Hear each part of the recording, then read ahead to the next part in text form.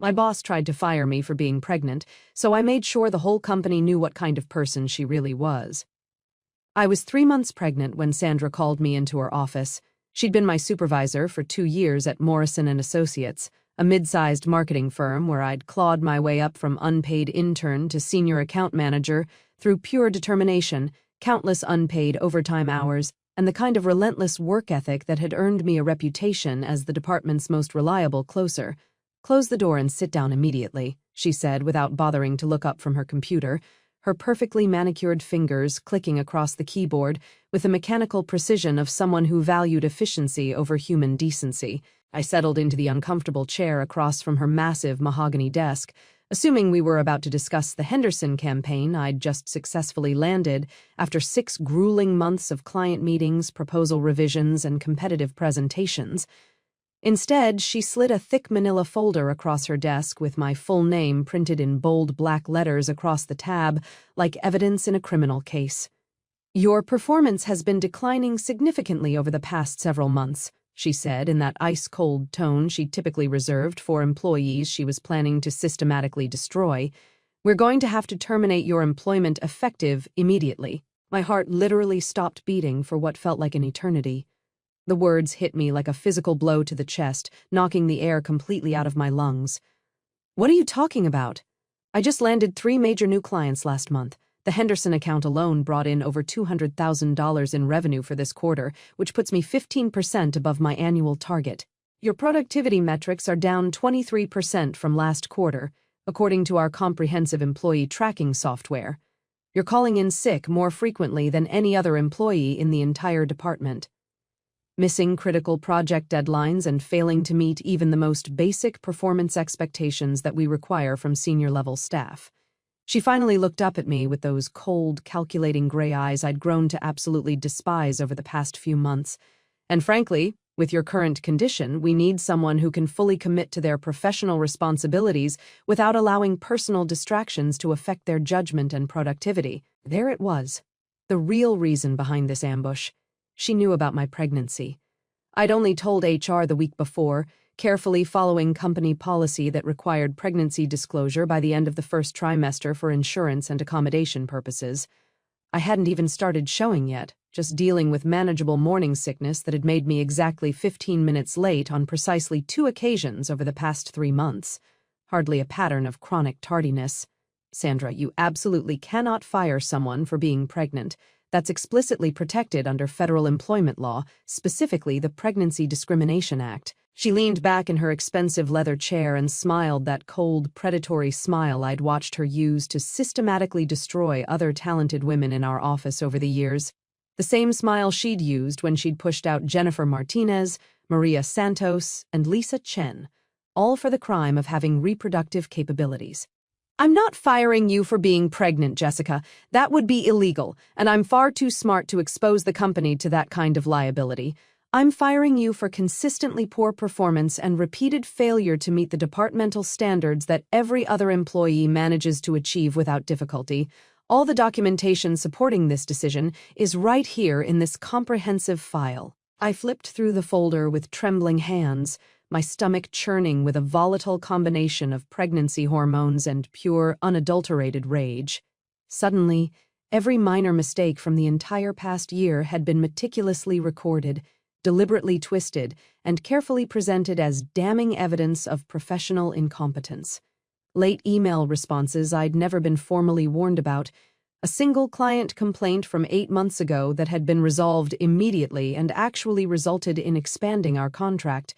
Even my 2 sick days for morning sickness were listed as unexplained absences negatively affecting team productivity and overall departmental morale. Each entry was dated, timed, and cross-referenced with fabricated performance metrics that painted me as a lazy, unreliable employee who was barely competent enough to handle basic responsibilities. It was a masterpiece of systematic character assassination. "This is completely fabricated, and you know it," I said, my voice barely steady as I fought to maintain some semblance of professional composure.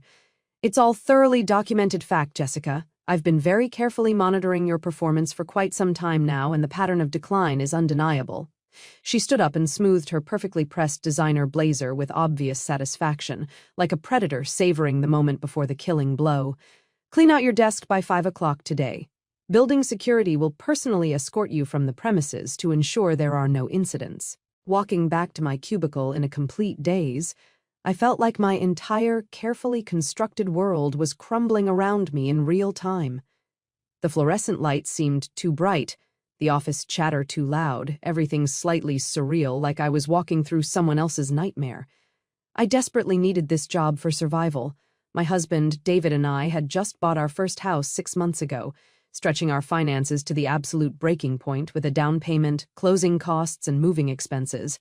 His middle school teacher salary alone wouldn't come close to covering our mortgage payments, car loans, student debt, and soon the astronomical costs of raising a child.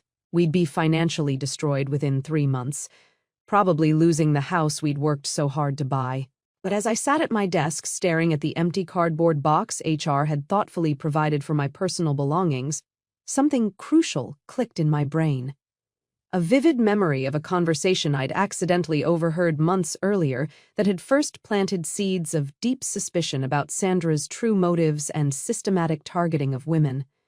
Sandra had absolutely no idea that for the past 6 months, I'd been quietly but methodically documenting her harassment, discrimination, and systematic campaign against every single woman in our department, and I had evidence that would not only save my career, but completely and permanently destroy hers. It all started with Jennifer Martinez, our former top account manager and the woman I'd replaced when she was forced out. Jennifer had been with Morrison & Associates for 5 years, consistently exceeding her sales targets by at least 35% annually. She was brilliant, dedicated, universally respected by clients, and had single-handedly landed some of our biggest accounts. Then she announced her pregnancy during a routine team meeting. I watched Sandra's entire demeanor toward Jennifer change overnight, like someone had flipped a switch in her brain from professional colleague to predatory hunter. Suddenly, Jennifer's innovative ideas in meetings were dismissed as unrealistic and poorly thought out. Her exceptional client relationship skills were criticized as lacking proper professional boundaries. Her legendary time management became a serious concern for overall departmental efficiency. That's when I started paying much closer attention during our weekly team meetings, secretly recording them on my phone's voice memo app whenever Sandra made suspicious comments. Her hostile remarks became increasingly obvious and legally problematic. "Jennifer, are you absolutely sure you can handle the Morrison account? It requires extensive travel and long hours, and with your current situation, maybe someone with fewer distractions should take the lead.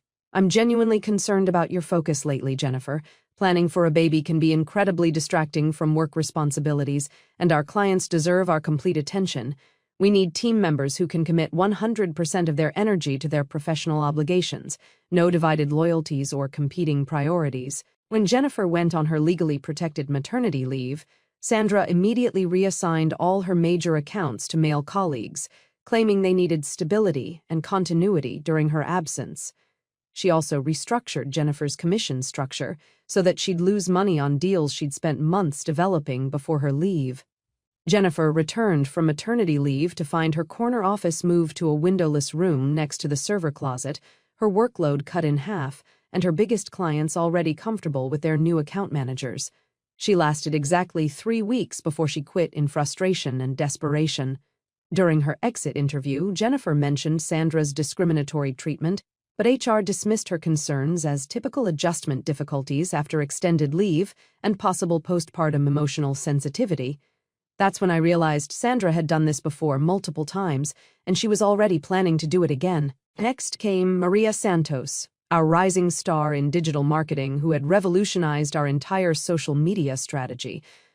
Maria had been fast-tracked for promotion to associate director after bringing in 5 major clients in her first year and increasing our online engagement by over 200%. Then she got engaged to her longtime boyfriend. Sandra's campaign against Maria was more subtle but equally devastating in its systematic cruelty. She started excluding Maria from important strategy meetings, then later criticizing her for being out of the loop on crucial developments. She reassigned Maria's biggest project, a comprehensive rebranding campaign she'd worked on for 8 months, to a less experienced male colleague, claiming Maria was too emotionally invested to maintain proper professional objectivity. During Maria's quarterly performance review, Sandra actually said, "I'm genuinely concerned that wedding planning is significantly affecting your professional judgment and priorities. Perhaps you should seriously consider what's really most important to you right now, your career or your personal life." Maria didn't get the promotion she'd earned and deserved. She accepted a position with our biggest competitor 2 weeks later, taking 3 major clients and our entire social media strategy with her. Then came Lisa Chen, our talented graphic design specialist who had been struggling with infertility for 3 years. When Lisa finally got pregnant, she was ecstatic until she miscarried at 12 weeks. She took 2 days off to recover physically and emotionally from the traumatic loss. When she returned to work, pale and obviously still grieving, Sandra actually had the audacity to say, "Well, at least now you can focus on work again without all those personal distractions and emotional complications." Lisa broke down crying right there in the middle of the open office space, surrounded by shocked colleagues who couldn't believe what they just heard. Sandra immediately wrote her up for emotional instability and unprofessional behavior in the workplace that disrupts team productivity. I'd been systematically recording Sandra's comments during meetings, saving screenshots of her discriminatory emails, and keeping detailed written notes of every problematic interaction. I knew she was building carefully constructed cases against women to force them out before they could become what she called liability risks to departmental efficiency, but I needed more concrete, undeniable proof of her systematic discrimination. The breakthrough came during last month's management meeting. I'd arrived early to set up presentation materials and was working alone in the conference room when Sandra and our department head, Mike Rodriguez, walked in together, completely unaware that I was behind the large projection screen adjusting cables. "We need to be much more strategic about our hiring practices going forward," Sandra was saying in a conspiratorial tone. "Specifically, we should avoid hiring women of childbearing age entirely. There's simply too much of a financial liability with maternity leave costs, reduced productivity during pregnancy, and inevitable turnover when they prioritize family over career advancement." "That's technically illegal, Sandra," Mike replied, though his tone suggested he was seriously considering the suggestion rather than rejecting it outright. "Only if we're stupid about it," Sandra responded with confidence. "It's perfectly legal if we find other legitimate reasons for our decisions. Performance issues, cultural fit problems, lack of long-term commitment to company goals. I've successfully managed out 4 potential risks over the past 2 years without generating a single discrimination complaint." My blood ran completely cold as I realized she was talking about Jennifer, Maria, Lisa, and one other woman I hadn't even known about. I kept recording, my hands shaking with anger and adrenaline. "The key is meticulous documentation," Sandra continued, clearly proud of her systematic approach. "You start building comprehensive cases early before they become problems. Every minor mistake gets recorded and filed. Every late arrival, every personal phone call, every sign of divided loyalty gets carefully documented.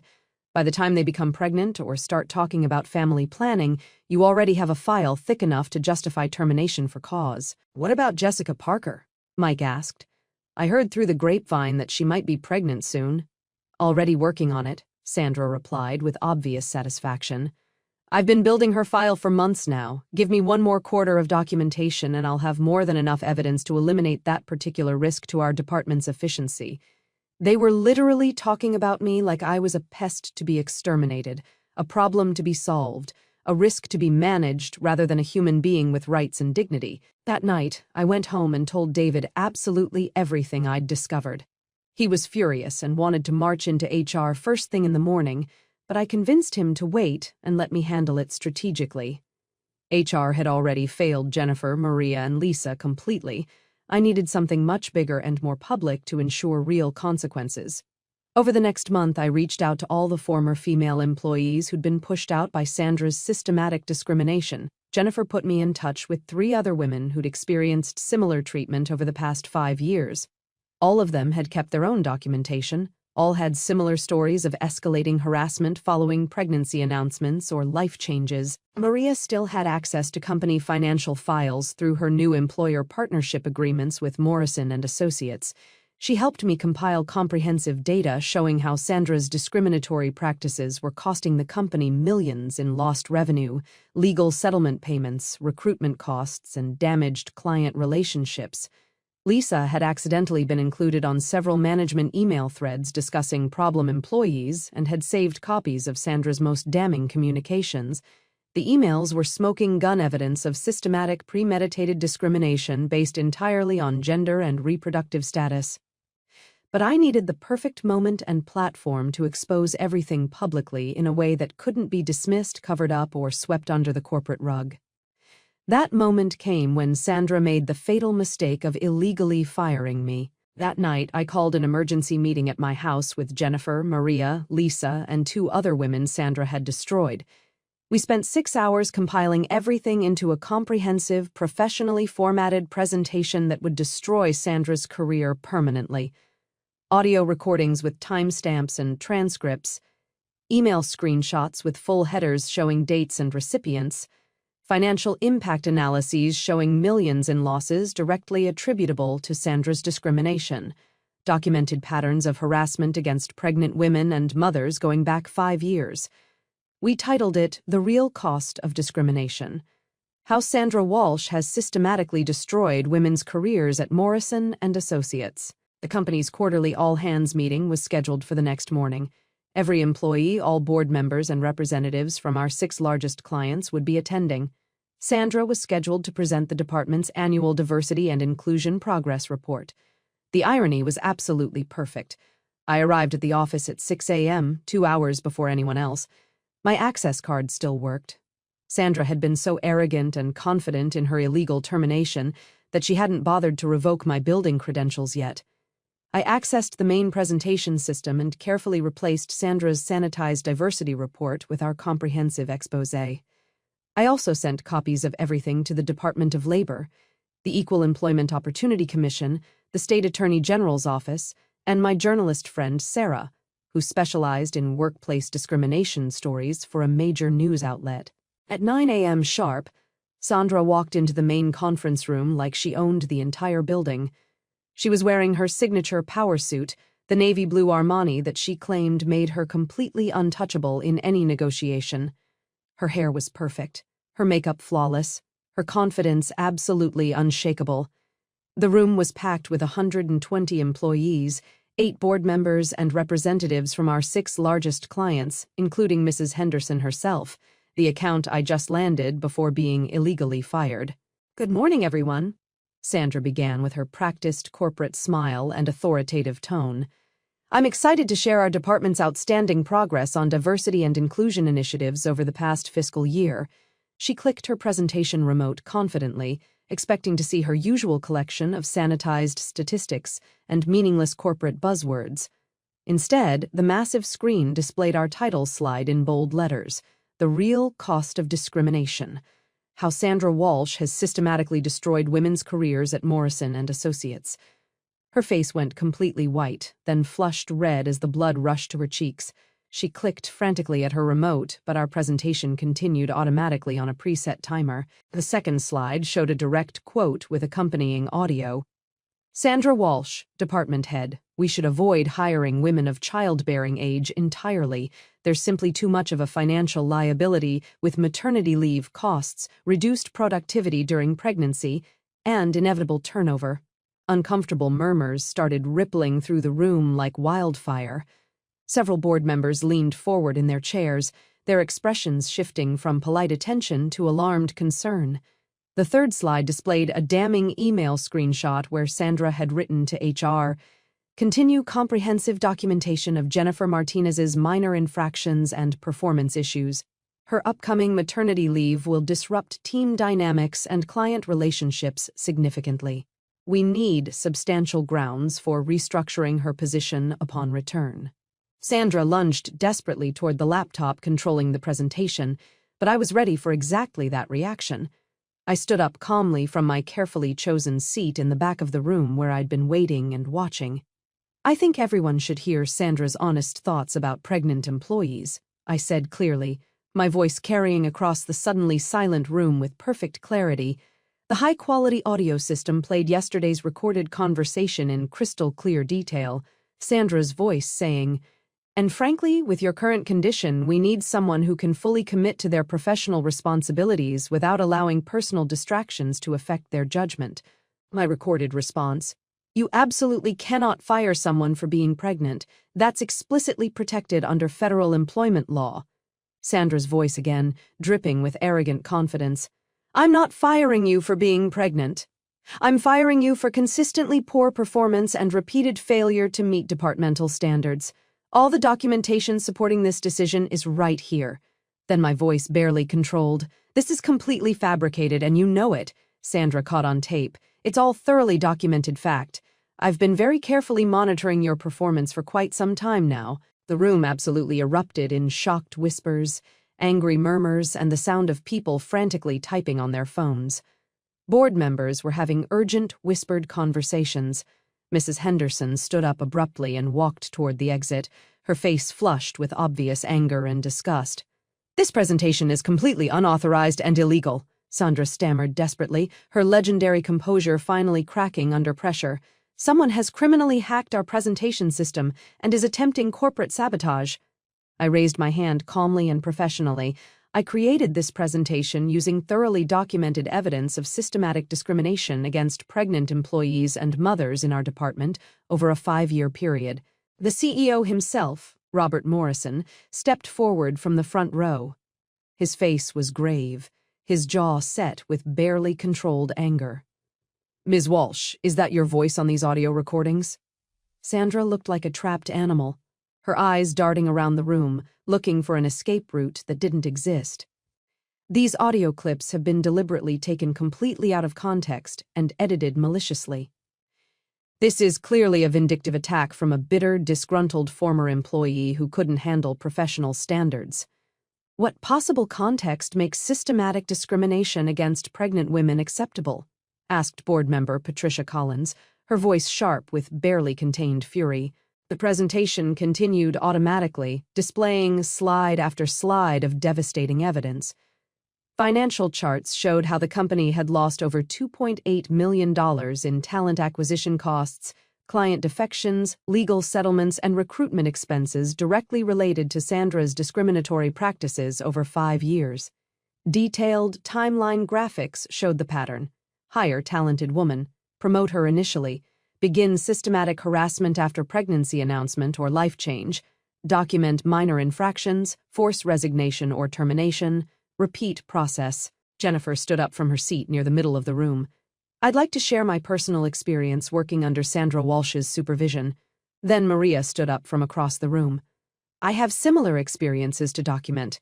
One by one, 7 women throughout the packed conference room stood up. Current employees, former colleagues, even 2 client representatives who had worked directly with women Sandra had systematically destroyed. Each represented a career derailed, a family disrupted, a dream deferred by Sandra's calculated cruelty.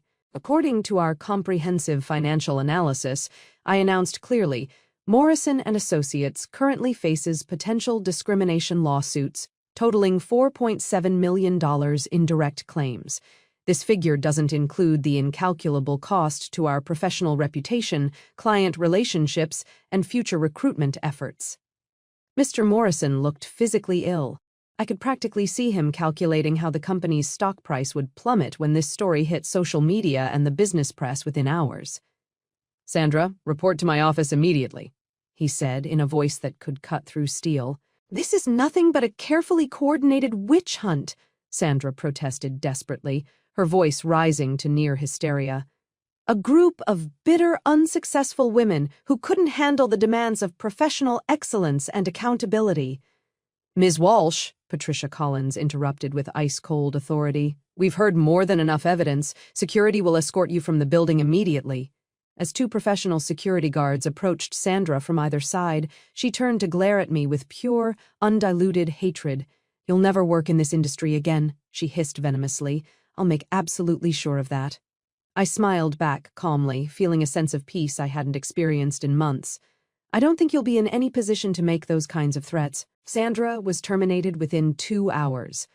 The company issued a comprehensive public apology, announced sweeping policy changes, including mandatory anti-discrimination training for all management, and established an independent review committee to examine all female employee departures over the past 5 years.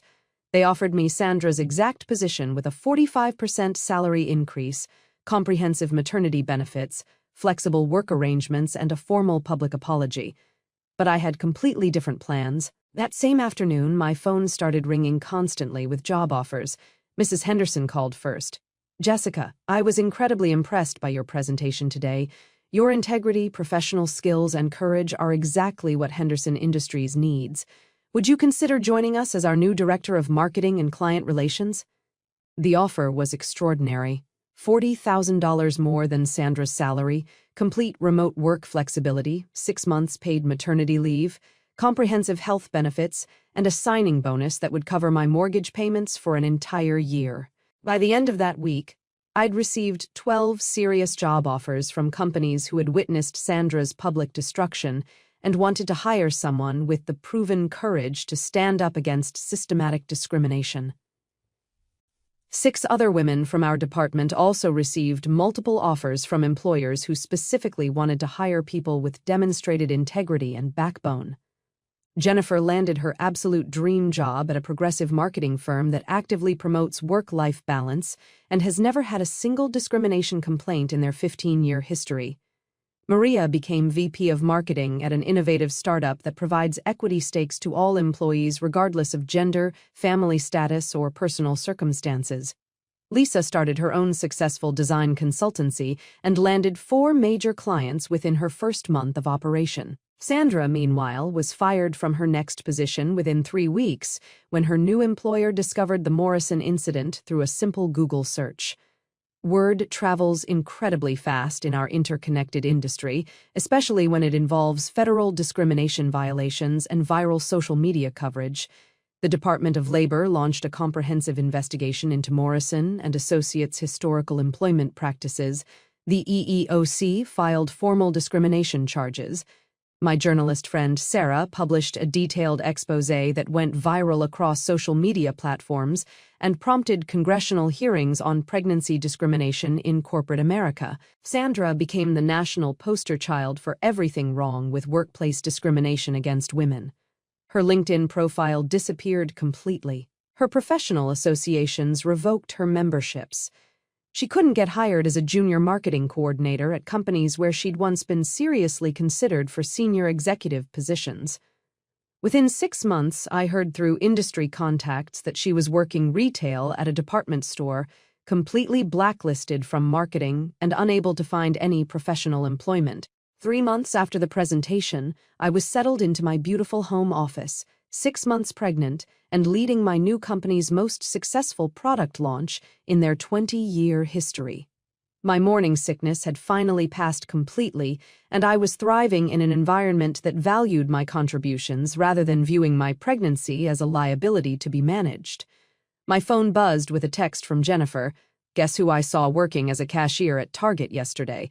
Karma is absolutely beautiful sometimes." But the best part wasn't Sandra's complete professional destruction, though that was deeply satisfying. The best part was knowing that my daughter would grow up in a world where women like me don't stay silent when faced with systematic injustice.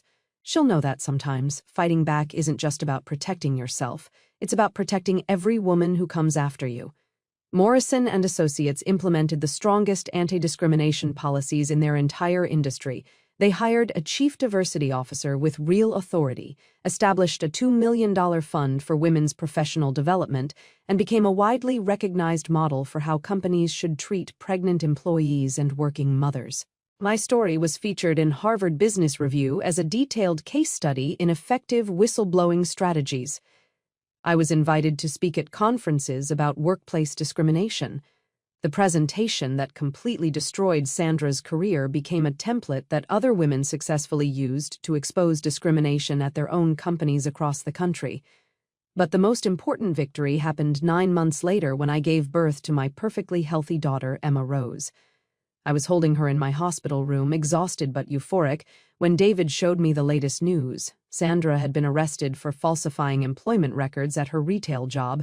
a desperate attempt to hide her discrimination history that backfired spectacularly and resulted in criminal charges. "She's going to grow up knowing her mom is a fighter who never backs down," David said softly, kissing Emma's tiny forehead with infinite tenderness. Sandra thought pregnancy made me vulnerable and easy to eliminate.